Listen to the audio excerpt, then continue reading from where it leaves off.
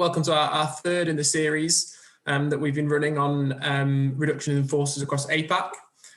Today is our third and final one in the series, actually. And in the new year, we're going to be starting something new, and we're still working on exactly how that will look like. But for those of you that have joined the webinar in previous occasions, we'd love to hear from you and love to hear any feedback that you've had, so that we can take that forward and make sure that we're providing you with something useful and practical going forwards. Just a few points to make at the start of the webinar. Your participation in this is anonymous, but if you'd like to ask any questions as we go through, then please just use the Q&A function on Zoom, and we'll either pick up those questions during the webinar as we go through, or we'll pick them up at the end. So please feel free to ask anything. There's no stupid questions here, so please just go ahead and do that. We'll also be recording the webinar, and it will be sent out in a week or so's time after we've finished. So please feel free to let us know if you'd like to receive a copy, or you'll see it up on our social media and YouTube sites. So, as I said, welcome to our third in the series of webinars that focuses on key people issues. And when we set out to do these webinars, we wanted to provide something that was practical for legal and HR people. And we had a focus on APAC, given that the employment landscape across the region is something that some multinational employers find quite challenging. And as we run through the webinar, we've tended to focus on countries where there are some similarities, but also some disparities in how to conduct a reduction in force or RIF.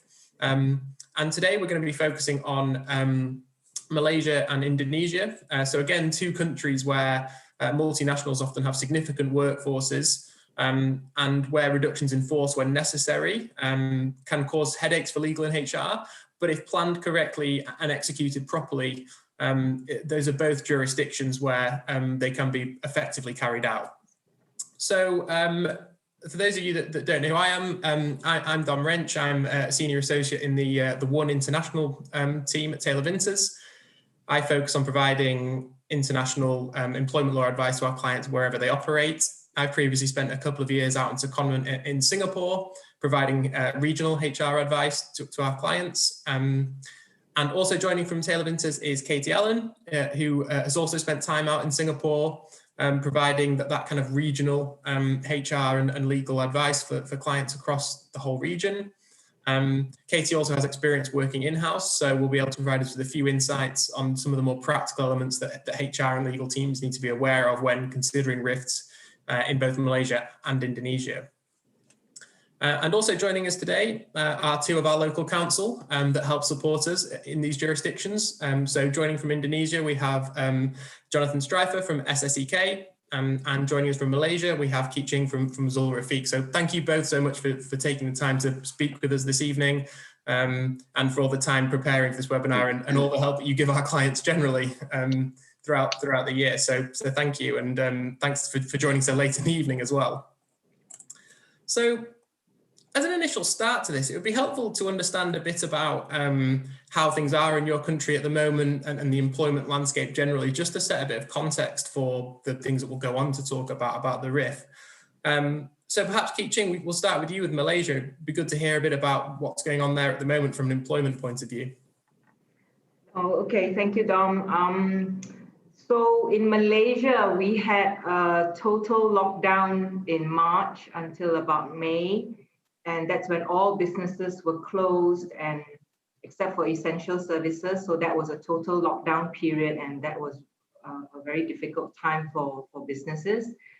But now, currently, we have a more relaxed approach with what we call the conditional movement control order. So interstate travel is allowed, borders have opened, police roadblocks at major highways have been removed, and businesses are all starting to get back on their feet again. So hopefully things continue to be better. Good. I'm glad to hear things are kind of improving at least. And what about Indonesia, Jonathan? How are things there, especially for employers and businesses generally at the moment? Well, first, let me just clarify my role at SSEK. So I'm a foreign legal advisor. So when I work on labor matters, It's with a team of Indonesian lawyers. Unfortunately, my colleague cannot make it tonight, so I'm just standing in for both of us. But I just wanted to make that clear because I'm not a qualified Indonesian lawyer, but I have worked on labor matters, obviously, over a number of years. So I hope my input will be helpful tonight. Of course. Just to your question, I believe the situation in Indonesia is similar to Malaysia. Initially, we had quite a severe lockdown where almost everything was closed in terms of particularly like shopping malls, restaurants, those types of venues, entertainment venues, other types of public venues, and only essential businesses could remain open. And then industry could also remain open. And that's been the case since the beginning of the pandemic. Industry with a dispensation from the Ministry of Industry can remain open. And so largely my understanding is that the industrial areas outside Jakarta, most of those large businesses have continued to function. Mm-hmm. So it's been more on the sort of service industries, I guess, people who work in office buildings as well, like our firm, and other consulting businesses have been basically have been working from home since March. And currently we're in a more of a transitional stage, and that's been the case for some time. So restaurants are back open and bars and other types of entertainment, but subject to certain protocols. Sure, and that's really helpful background. Thank you, and the same for you, Keeching, because I think that helps to set the context for what we're talking about today, which is reductions in force and headcount reductions. And essentially, as we know, these come at different times for different businesses, at different parts of their growth and life cycle. So now is almost an opportunity, I think, where a lot of multinationals are kind of taking stock over this year in particular, a very unexpected year, and working out what their kind of future headcount needs are and where they may need to become leaner in some areas of their business or some business lines and have more focus. So I think that's really helpful context to what we're going to go on to discuss. And so for the purposes of our discussion today, we're going to be talking through some of the key steps when thinking about planning and actually executing a reduction in force in both Malaysia and Indonesia. And for those of you that have joined the webinar before, this will be familiar to you, but we're going to run through a workflow, essentially, that we have for reductions in force. And I'm just going to share this with you now so you can all see it, hopefully. Up on the screen is like I say, it's a workflow that we've created to help HR and legal teams at quite a high level to understand the kind of things they need to be thinking about when executing a RIF. This is essentially split into 4 sections. The first is a strategy and HR ownership piece. The second stage, and as you'll see, covers quite a lot of the screen here, is the planning stage, because that's really where we think a lot of the value and time should be spent in preparing a RIF so that when it's executed, it can go as smoothly as it can. And as we move across the workflow, the third stage that we talk about is the actual implementation and communication, and then finally the closing out of the RIF and things to think about once it's completed. So we're going to be talking through a few of these subjects today as we go through, and some that are more specific to Malaysia and Indonesia than perhaps other jurisdictions in Asia Pacific. But again, this is a resource which is available to you. So if you'd like to get in touch with us after the webinar, then please let us know and we'd be happy to share that with you. So the first stage, the strategy and HR ownership, that's something that we often spend a lot of time with clients thinking about how to engage with their HR teams in Asia Pacific, especially if they're not based in the region. So if they're EMEA based or US based, we think it's really important to engage with the local teams. And especially with things like time zone differences and language considerations, that communication piece is really important. whether that's setting up Zoom calls or just attending general conference calls, we think it's really important to engage the local HR so that they feel some ownership over the RIF. So to kick things off, I think it'd be helpful, let's perhaps start with Jonathan. Are there any particular pieces that you advise clients to think about at the outset of the RIF? So when they first decide that they need to reduce their headcount, is there anything that you specifically advise your clients in Indonesia to think about? I think there's a number of issues, and I'm sure we'll get to them later. But in terms of sort of the initial overview, if you will, of a RIF, I think the two main issues from our perspective is the timing issue, because the statutory process can be lengthy. As we'll discuss later, we typically work with clients to try to achieve negotiated settlements to avoid that lengthy statutory process. Mm-hmm. But it is something that clients should be aware of, is that if there are issues in implementing the RIF, that can end up being a very time-consuming process, up to 140 working days. So that is something to be aware of. I think the other point that is not unique to Indonesia, but we want to bring it up at the outset, which is that HR in Indonesia should, for the most part, be carried out by an Indonesian national. So particularly when you get to the implementation stage, interactions between employees should take place between Indonesian nationals. There's some circumstances where an expatriate can be involved if they are, for example, a country manager or someone in that management or executive type position. But the general rule and prudence would dictate that, to the greatest extent possible, communications be undertaken by Indonesians. So I think we also need to, we want to make that clear with the client so that they can make that arrangement, as necessary. We can also assist as an Indonesian firm. So that's a role that we've been asked to fulfill in the past, where we represent a client in communicating with employees, because not all companies have an HR person, especially smaller companies. So we've been asked to fulfill that role, and we can fulfill that role as Indonesian lawyers.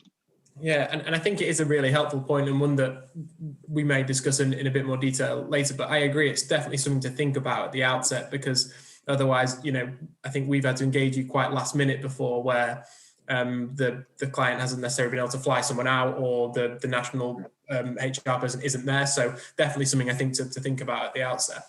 And Keat Ching, what about Malaysia? Is there anything specific that you want to advise clients or make them aware of at the start of this kind of process? Yeah, I think in terms of introductory steps, Dom, before implementing the retrenchment or the RIF exercise, one should bear in mind that the industrial court in Malaysia views retrenchment or RIF, if you like, as a last resort. So because our Industrial Relations Act is essentially, the objective is to protect jobs and to uphold security of tenure and employment. So therefore, when you talk about introductory steps, you should include some thinking about what measures can be taken to convince the court that other cost-cutting measures had been implemented before resorting to the RIF exercise. So this may include cutting down on overtime, freezing recruitment, cutting down on expenses. And then, of course, communicating these measures to employees is important, so that they understand that what background steps had been taken by the company before leading up to that last resort of RIF or retrenchment. Yeah, I think that's really helpful. Thank you. And like you say, sometimes the key with these things is often not just doing them, but actually documenting them where necessary and communicating them should you need them in the future. And what about from your perspective, Katie, obviously kind of working in-house and almost being on the other side of this somewhat, is there anything from your experience that's kind of worked well that is communicated at the outset? Yeah, so I would say that engagement with the local HR team is generally key at the outset. So whilst clear central messages are generally necessary and will help the smoothness of the RIF overall, whether that will be across the region or whether it's a global reduction in force, it is generally vital to engage with those local HR personnel and work with them to tailor the strategy, communications and documents to be suitable for deployment in Indonesia and Malaysia. So as with any employment law matter, there's always going to be an unpredictable human factor when it comes to executing RIFs. So that local HR team will be able to give more of an insight into how the local workforce might react as a whole, and also how individuals might react, because it's usually one or two tricky individuals that are the problem when you carry out these kinds of RIFs. So this knowledge that you won't have unless you're on the ground with these employees is pretty key, and it's useful to have that right at the outset. So that's definitely a good thing to bear in mind at the start. Yeah, I think you're absolutely right. And again, one thing that I know we've worked on before is identifying, who's going to be part of that RIF, and actually, like you say, whether it's tricky individuals or in fact senior employees, for example, that you want to get on board at the start and help communicate. Then you need to be aware of that, and the HR team is the best place to start rather than just a name on a spreadsheet, as it were. That's really helpful. Thank you. So I think as we then move into the second stage, so actually preparing for the RIF and the restructuring, it would be helpful again, I think, just to bring up my screen again to show the planning stages that we're talking about. And one thing that I'd like to talk with both of Jonathan and Keeching about is this point here, the 2.5, so the legal process or alternative. So, Jonathan, you mentioned slightly earlier that there is a long legal process, or up to 140 days, basically, to conduct a legal RIF process, but that actually companies tend to favour an alternative approach. So perhaps you could just share with us a bit about what that process looks like, and then why companies tend to go with the alternative, kind of more mutual separation option. Yes, well, I think in the context that we're discussing, these are generally terminations for efficiency, as opposed to termination for cause or some sort of misconduct. Right. So termination for efficiency or downsizing, redundancy, there's no clear legal basis in the manpower law for that type of redundancy, for that type of termination. Mm-hmm. There is, if there's a sort of an economic reason. So if the company has been experiencing losses, that can be a cause for termination. But absent that specific cause, under the manpower law, there's a recent law which has amended the manpower law and has actually expanded the different legal bases that you can terminate an employee for. And so there's actually several additional legal bases now, which are basically for efficiency, for either actual losses or anticipated losses. So there's a little more flexibility now, but historically that flexibility wasn't there. So the approach that employers took was essentially to offer the maximum statutory amount. try to obtain the employee's agreement to the termination, rather than go through the court process, where although the outcome would probably be in favor of the employer, given that 140-day period, and also the position that the employer needs to continue to pay the employee during that entire period, employers would make the business decision to either pay the full statutory amount, or actually, in some cases, offer an additional amount to obtain the employee's agreement to the termination. So it was basically a business reason for seeking a mutual termination agreement, as opposed to going through the legal process. We would normally see employers going through the legal process where you might have a termination for cause, or there was some kind of dispute with the employee.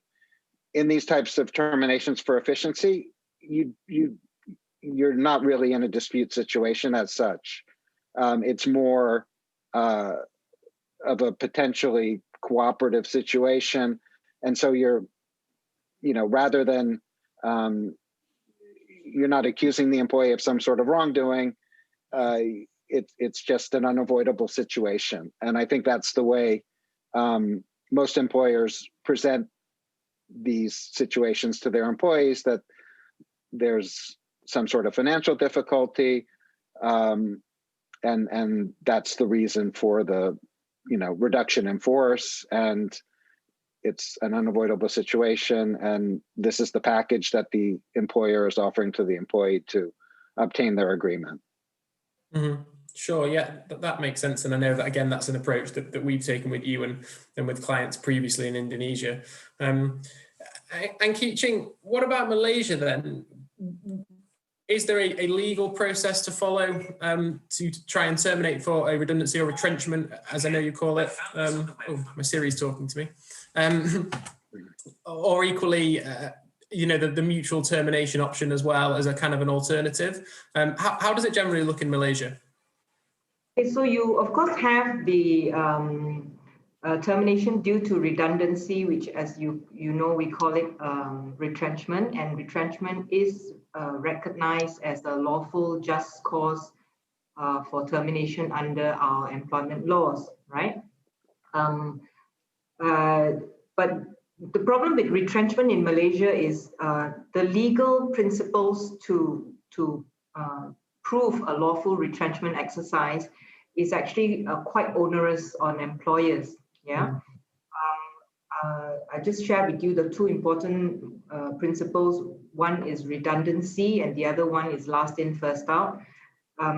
So to prove that an employee's job functions are redundant, and not that his position is redundant, right? So that is usually the confusion. I mean, I just give you an example. I had a recent case where a client had two regional managers, one looking after Middle East, another one looking after Southeast Asia. Mm-hmm. They wanted to cut costs, reduce headcount, and just keep one regional manager to look after both portfolios. Then the problem is you need to show that the role of the regional manager who you want to retrench, that role is redundant, and in the case that I gave you just now, that role is not redundant, because the job functions are actually being absorbed by someone else. So that is not redundancy in Malaysia. So you, from a cost business perspective, it makes perfect sense to you, but from a legal perspective, the courts doesn't recognize that as redundancy. So as long as the job functions have not ceased to exist or have not diminished to such an extent that the position is redundant, then it's not redundancy in Malaysia. So that's very challenging. Mm-hmm. Another very common mistake, Dom, is companies, they remove the position. Say, for example, they remove the position of a senior manager, and then they hire a more junior level manager to take over those functions because of cost cutting, right? A high paying senior manager, you don't want to keep, and you get someone at a more junior level to come and manage the job. That is not redundancy. So that is why it's very challenging, because the whole idea why a company needs to retrench is to cut costs, right? But there you have principles of redundancy that doesn't allow you to cut costs in that way. So that's very challenging in Malaysia. And the other principle is last in, first out, which is also quite difficult to satisfy as a legal principle, because a lot of companies find it difficult to observe last in, first out, because the selection of the staff has to be across a category of employees sharing the same functions. Mm-hmm. So, for example, if I have a headcount in my sales department that I want to cut, right? I want to downsize my sales department, and I want to remove, say, a secretary from that department and make her redundant. Mm-hmm. But I have another secretary in the purchasing department who is more junior in service, then that breaches the last in, first out rule. But that's very disruptive, because I don't want to cut heads from the purchasing department. It's the sales department that I want to restructure. Mm-hmm. And that is again very disruptive and very difficult for businesses to comply with the last in, first out rule. So those are just the two principles that, and there are some other principles which I'm sure we'll have time to talk about later. But generally, that is the outlook for retrenchment laws in Malaysia. That's really helpful, thanks. And I guess the follow-up from that is, in your experience then, what do companies try and do to reduce that headcount and reduce the cost, which, like you're saying, is ultimately often the goal here? Do they tend to proceed with kind of mutual termination offers or processes to try and to remove that cost from the business ultimately? When they come to me, I almost always tell them never retrench and go for the mutual termination. And then I'll tell them the whole host of legal problems. Yeah. But yeah, I think we'll get through it in our discussion later, Dom, as to the advantages of the mutual approach, the mutual separation. Yeah, sure. That's helpful. Thanks. And Katie as well. I think those two approaches that Keeching and Jonathan have just explained to us are often the ones that we see with our clients as well, aren't they? And when we've managed processes before, those are the approaches favoured by our clients generally, aren't they? Yeah, absolutely. It's a case of managing expectations at the outset as to what can actually be achieved with the legal process in each country. And yeah, as Keeching said, explain the reasons why mutually negotiated exits would be beneficial. So yeah, it's just key to just manage expectations at the outset, explain the reasons why, and generally clients are very much on board with that.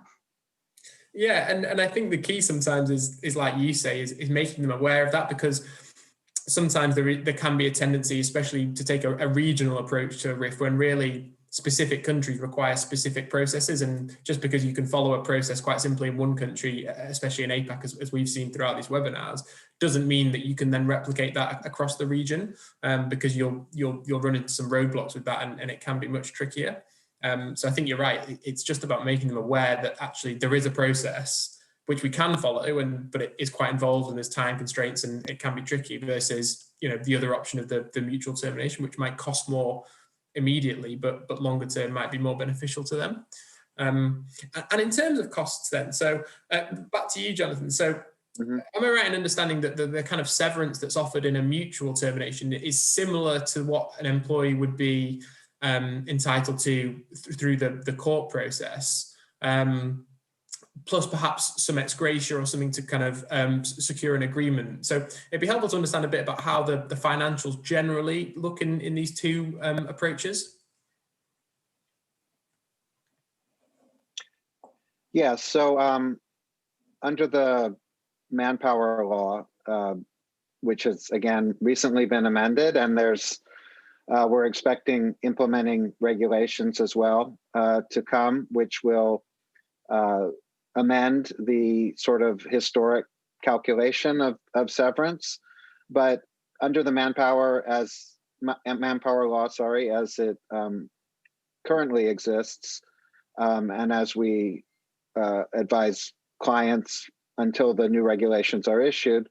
The maximum package is what we call a double severance package, which is 1 month of salary for every year or partial year worked, multiplied by 2. And then there's a service component, which is for longer term employees. Mm-hmm. And then there was a compensation component for lost benefits. So that is typically what has been in the past offered to employees for their mutual agreement to terminate for redundancy. Because as I said, there's not a clear legal basis. In the absence of other facts, there's not a sort of a clear legal basis on which you can terminate for redundancy, only in the case of losses, as I mentioned. Mm-hmm. And so that's what we advise clients, is to offer the maximum amount permitted under the law. There's some other components to the calculation as well, but those are the main components. So that actually is what would be payable under other circumstances, such as retirement, Mm-hmm. or basically retirement and some other situations where that maximum package is payable to employees. So that's, again, what we advise clients to offer to employees who are being terminated for redundancy. Sure, I think that makes sense. And again, I know we've worked previously on perhaps offering an ex gratia on top of that, and to help secure a quick agreement, or because of company precedent, for example. And I think one thing to bear in mind in that is that, with this potential 140 days period, like you said at the outset, which you might have to pay in salary, sometimes the ex gratia offered, almost takes away that what you would have to pay if you kept paying them for X amount of months. So that can almost be added to the deal, which looks appealing to the employee, but is also appealing to the employer, that they don't have to keep paying salaries for those kind of months. And I think that's all relevant when talking and thinking about the financials involved and the offers that you make to employees. Now the new regulations will change that severance package, and this is something that employers have sought for a long time, because as you just described it, some people are of the opinion that the law has been very favorable to employees, because they have a lot of leverage in that situation, knowing that the longer the process continues, the more cost the employer will bear.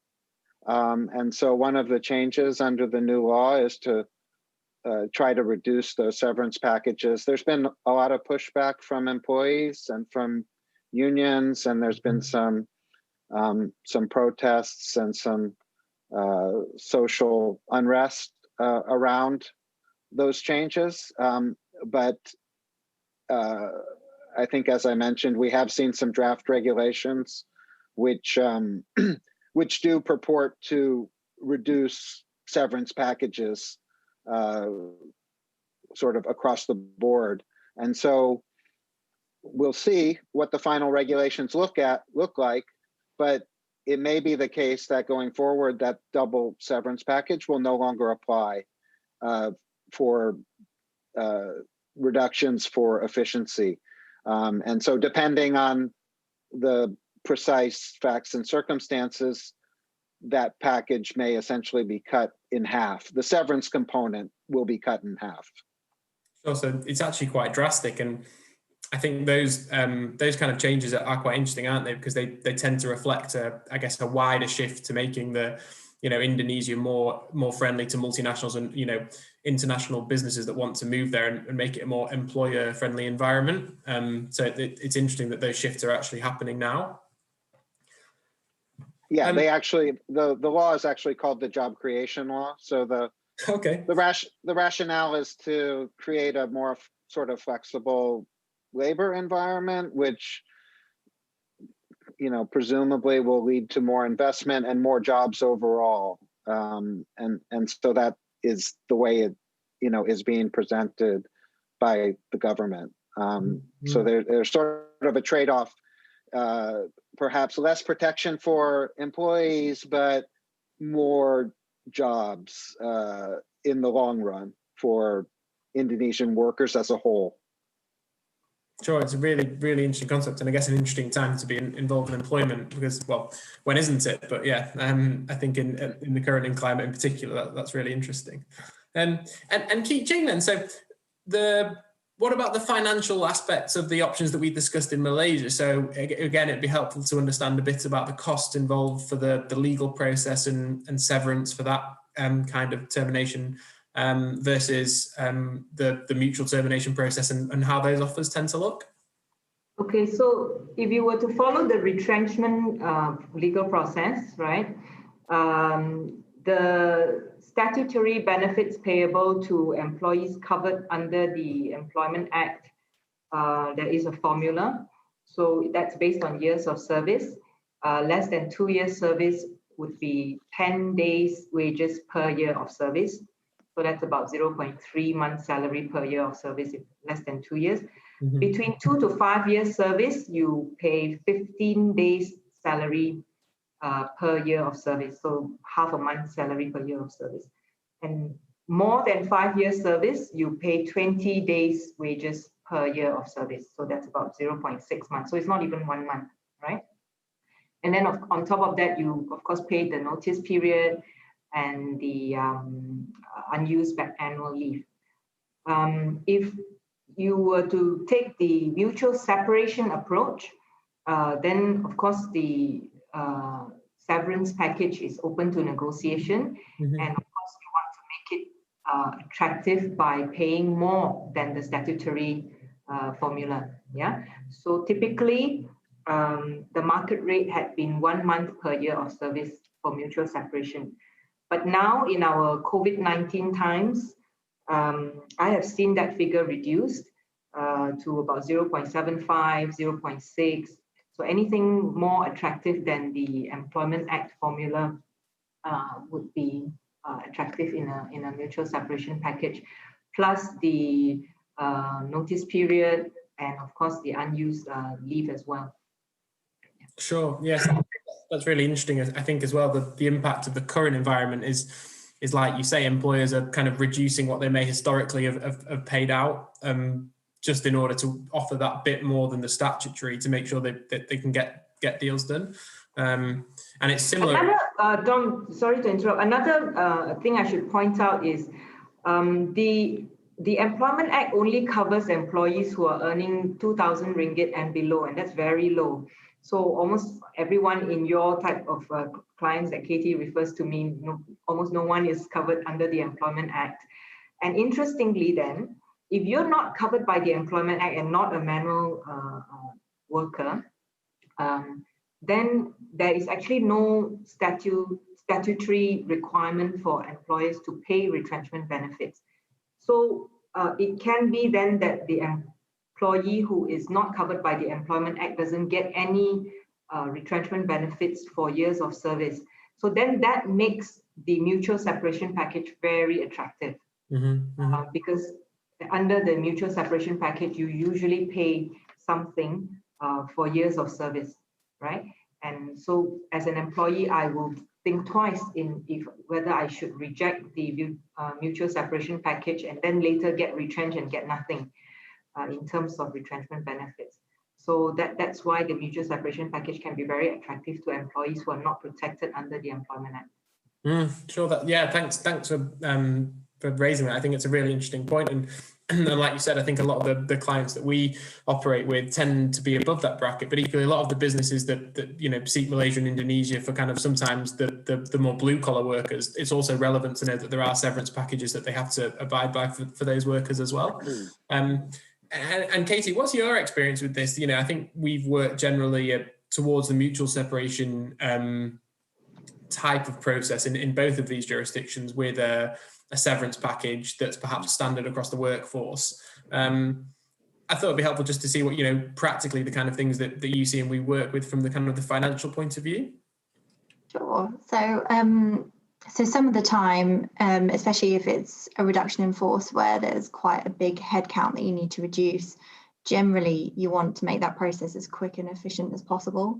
So you need to make sure the severance package is sufficiently generous that people will say yes without much negotiation. And especially in Indonesia and Malaysia, where, you know, plan B is quite difficult. You know, if you're saying Singapore, where plan B is pretty easy, comparatively, then it wouldn't be so much of an issue. But where plan B is going through mediation in the labour court process, or going through a retrenchment process where you might not actually be, you know, successful at the end, you need to just make sure that it's sufficiently generous at the outset, or allow enough time for negotiation with employees who might not accept the initial offer. So yeah, one thing to also bear in mind is whether there's any kind of contractual severance policy that we need to bear in mind, or basically whether there's any company policy that says they need to pay a certain level of severance, because sometimes those policies can be forgotten in the planning stages. I think you're right, and we've also had kind of more precedents, I guess, come out of the woodwork at certain times where I think we discussed on previous webinars that employees tend to have long memories. So if, you know, a few years ago there was a certain severance offered to employees, then you can almost bet that they'll bring that up again and will want a similar package. So yeah, all interesting things to think about. So in terms of moving this on then, I think one of the piece for this kind of planning stage that I just wanted to touch on briefly was the documentation. And something that we see often is that there will tend to be perhaps an international or global template that companies will want to use, especially for a mutual termination. But generally we advise, especially in Malaysia and Indonesia, to actually tailor that document to suit local needs, and so that for two purposes really. One, so that the HR team that's actually implementing the document understand it, know it, and can explain the rationale behind it to employees. And secondly, so that the employees themselves understand it. There's little point in putting a 20-page legal document in front of an employee who you want to sign within an hour. So we generally recommend tailoring them specifically to each jurisdiction and to match what we expect the employees would see, whilst obviously protecting the business to the extent that we can. From that point of view. So in terms of the documentation, one thing I wanted to pick up specifically in Indonesia and Malaysia was the language issue. So perhaps Jonathan first, when we've implemented mutual termination in Indonesia before, I'm aware that we've had to translate. Is it a legal requirement to translate kind of termination documents into local language? Yes, it is. So the legal agreements involving Indonesian parties need to be in the Indonesian language, but dual language is permitted. For a mutual termination agreement on the governing language, our form provides that Indonesian language will prevail if there's any conflict or inconsistency. I'm not sure whether, I don't believe that's a legal requirement, but it may be a manpower policy that the Indonesian language should prevail, because if the agreement of the employee is obtained and the mutual termination agreement is signed, then there's a further process, which I'm sure we'll discuss later in the webinar, but there's a further process to register the agreement with the labor court. And so that's basically our view of the language issue, and that's that's what we follow in our agreements. Yeah, and I think the key then is bearing in mind that, whilst we can turn around translations pretty quickly, it's something you have to build into your timeline in terms of preparing the documents to make sure that we actually have the time to do it. And that, like you said, if the language prevails, it needs to accurately reflect what we want it to. So kind of building those timelines into the general process. And what about in Malaysia, Keeching, in terms of the language for these documents? Okay, so here we are more flexible compared to Indonesia.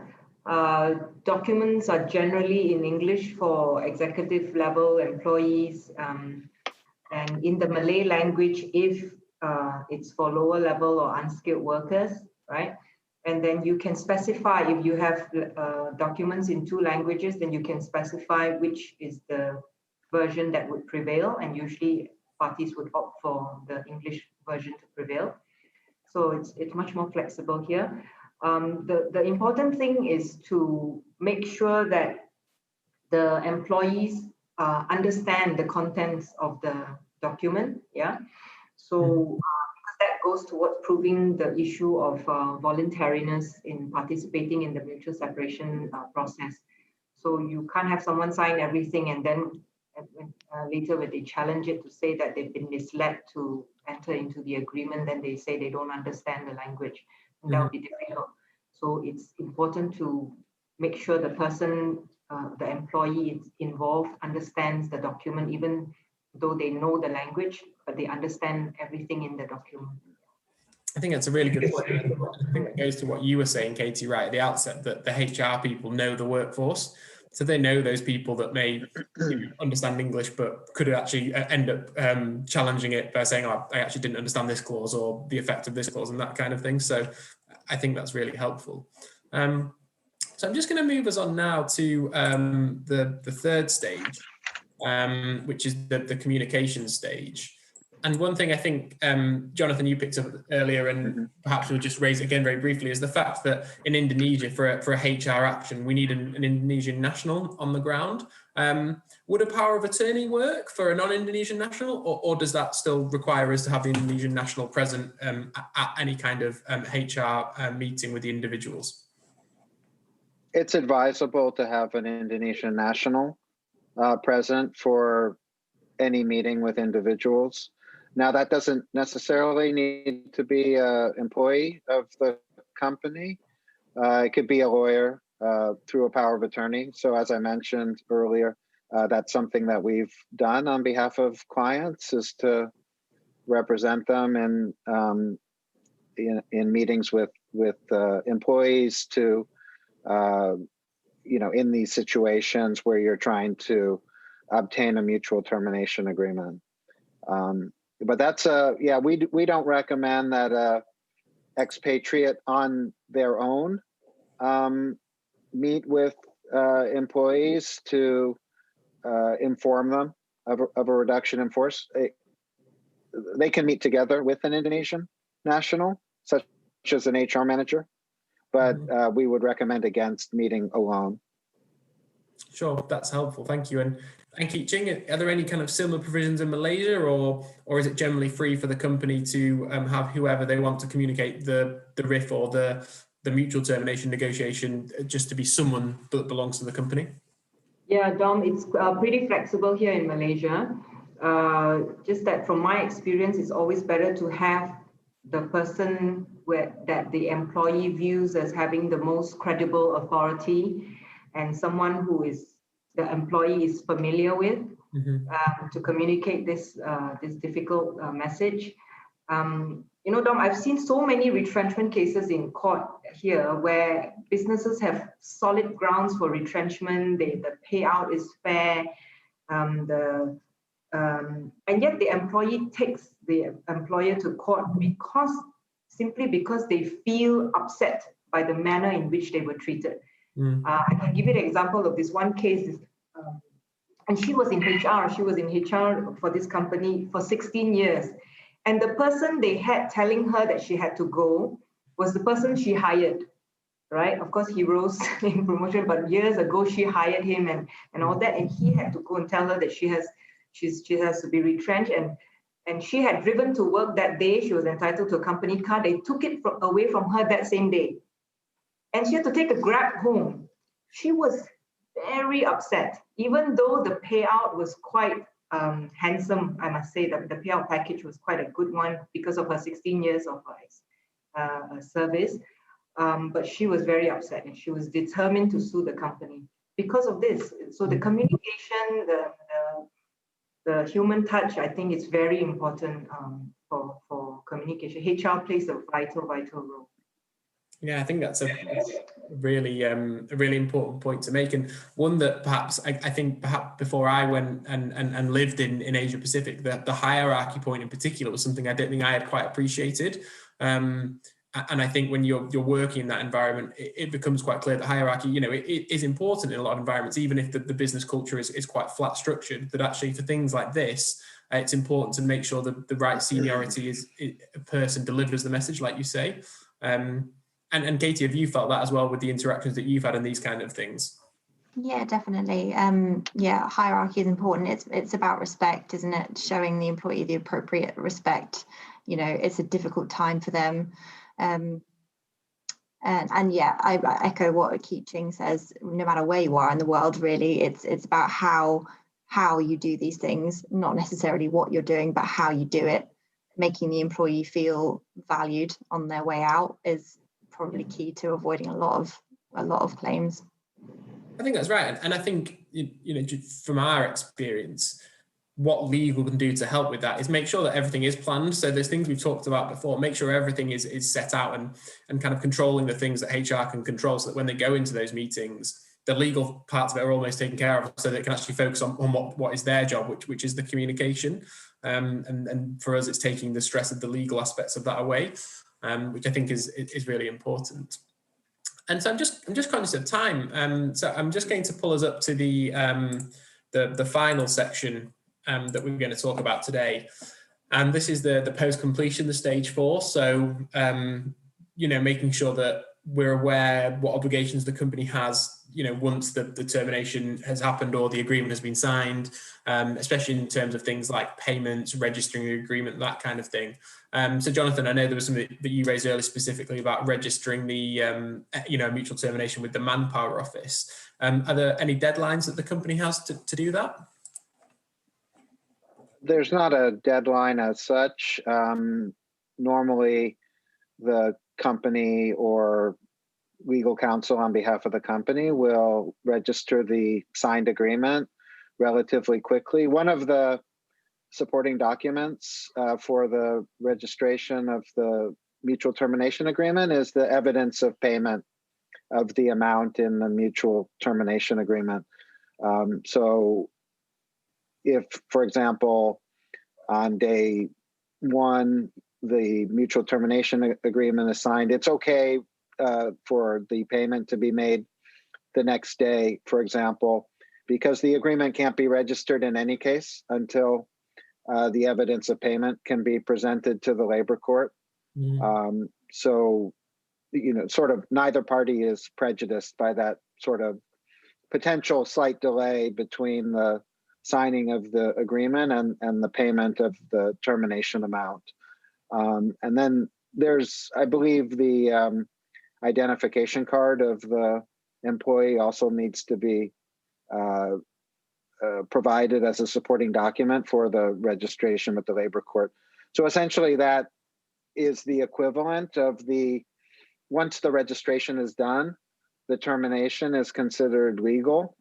And that's the equivalent of going through that, from the Indonesian legal perspective, that's the equivalent of going through that 140-day process that I mentioned earlier. Mm-hmm. And so that, like I said, that is, you know, that signifies the legal completion of the termination process. Sure, and that's really helpful, thanks. And again, the point I always like to make here is that whilst we're talking about something post-termination, again, these are things that the HR and legal team should be thinking about from the outset, that, you know, there is a step they have to take once this has been carried out, and, you know, making sure it's, even if it's on the bottom of the list, it's still on the list as of something they need to do. And Keat Ching, what about in Malaysia? Is there anything specifically in terms of payments and deadlines that clients should be aware of? Yeah, so for both retrenchment and your mutual or voluntary separation schemes, you have to notify the Labour Department by filing a statutory form 30 days before the retrenchment or the separation, right? So some clients say, but we don't even know who's going to accept our mutual or voluntary separation 30 days beforehand. So my advice is to just put every name you think is on the list of employees, right? And just file that in first. So that's the form to be filed 30 days before the retrenchment date or the separation date. Then you have another deadline to meet, which is 14 days after the retrenchment or separation date, you will have to file another set of forms which basically sets out the particulars of the benefits that had been paid out. So this would be the people who have accepted payment, right? Mm-hmm. So that's 14 days after. And then you have the last milestone, which is 30 days after the effective date of the retrenchment or separation. You will have to file another set of forms at the Labour Department, setting out details of employees who have gotten alternative employment.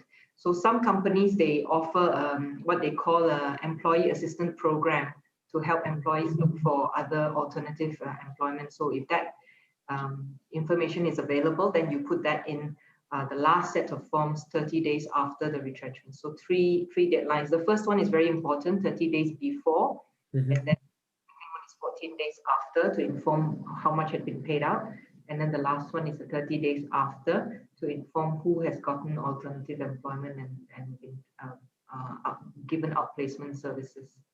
Sure, and again, I think that's really helpful for clients to think about before they actually implement, because like you say, 30 days prior to actually implementation means that HR and legal teams need to be thinking about this while they're still planning, and whilst a number of pieces are still being implemented, this is something they really do need to consider.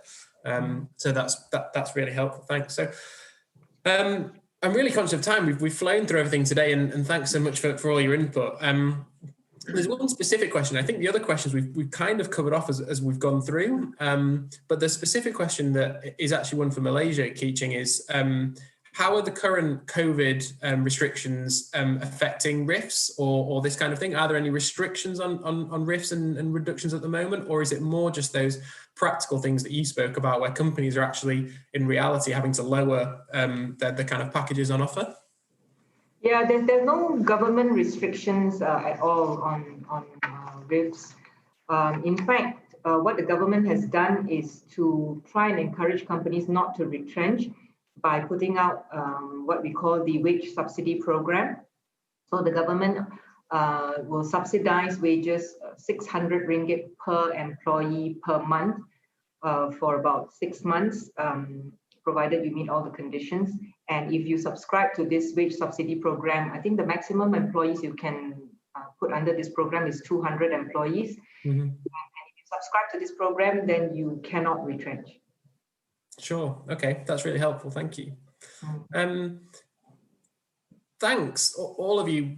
That's been a really interesting discussion, and I hope the people that have joined to watch the webinar have enjoyed it and learned a bit as well. And I certainly have as we've gone through this. So I just wanted to say, I guess, a big thank you to you, Keeching, and you, Jonathan, for spending the time in your evenings to talk to us today and preparing for this. It has been really insightful, and I think the real practical elements that we bring by having these discussions are actually really valuable for clients, outside of the strict day-to-day advice that we provide. So huge thank you from us and from me for joining us, and thanks, Katie, also for your time and insight, which again is really helpful for our clients, I think. So thank you for everyone also for joining us today. Like I said, this is the last in our series for now, and we're going to be having a think about how we can take this forward. So again, any feedback that you have on things that you have enjoyed or things that you've learned and would like to see more of from us, then please let us know. And the other piece as well is that we're happy to share our RIF workflow with you as we go along. And like I said, the recording of this video will be available in a couple of weeks or maybe just after Christmas to give the marketing team a break over Christmas and New Year. But please feel free to reach out. So thanks once again, everyone, for joining. And if there's anything that we can help with, then please do get in touch with me or Katie or even Keeching and Jonathan, and we'd be happy to help.